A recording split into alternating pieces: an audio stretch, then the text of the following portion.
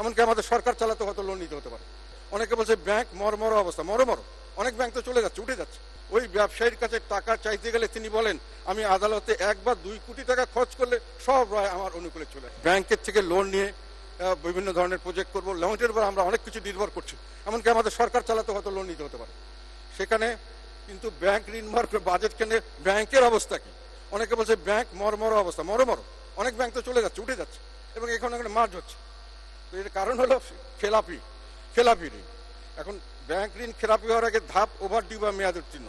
এখন আমি গতকালই একটা রিপোর্ট পেলাম যে খেলাপি এবং মেয়াদ উত্তীর্ণ এটা আসলেই খেলাপি, সবাই বলেছে, বিশেষজ্ঞরা বলেছে যেটা এগুলো খেলাপিকে বিভিন্নভাবে ঢাকা দিয়ে এটাকে রাখা হচ্ছে।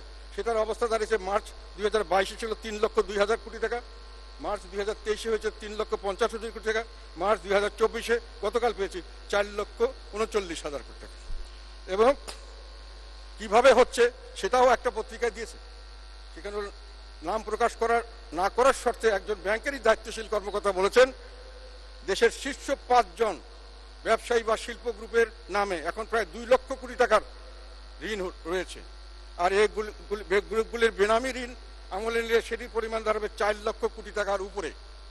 আন্তর্জাতিক মানদণ্ডে এসব ঋণের সিংহভাগই এখন খেলাপি, কিন্তু বিভিন্নভাবে ঋণগুলোকে নিয়মিত দেখানো হচ্ছে। এইটা হলো খেলাপি ঋণের রহস্য। একইভাবে আর একটা কথা ইন্টারেস্টিং আমি মনে করি জানা উৎসব, এইভাবে বেসরকারি ব্যাংক পরিচালক ও প্রভাবশালী ব্যবসায়ীদের ঋণ খেলাপি যোগ্য হলেও সেগুলো নিয়মিত দেখানো হয়। অনেক ক্ষেত্রে মেয়াদ উত্তীর্ণ দেখানো হচ্ছে না। এসবভাবে তথ্য গোপনের মাধ্যমে দেশের ব্যাংক খাতকে আরো বেশি নাজুক পরিস্থিতির মুখে ঠেলে দেওয়া হচ্ছে। কেন্দ্রীয় ব্যাংকের বেশিরভাগ কর্মকর্তার আন্তরিকতা থাকলেও অনিয়ম দুর্নীতি ঠেকানো যাচ্ছে না।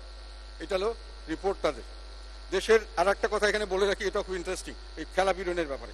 দেশের দ্বিতীয় প্রজন্মের একটি বেসরকারি ব্যাংকের শীর্ষ নির্বাহী জানান একজন গ্রাহকের কাছে আমার প্রায় 200 কোটি টাকার ঋণ আটকে আছে। ওই ব্যবসায়ীর কাছে টাকা চাইতে গেলে তিনি বলেন আমি আদালতে 1 বা 2 কোটি টাকা খরচ করলে সব রায় আমার অনুকূলে চলে আসবে। তাহলে কেন আপনার টাকা ফেরত দেবে? এখন আমি জানি না, এগুলো সংবাদপত্রের রিপোর্ট, আমি এটা পড়লাম আপনাদের।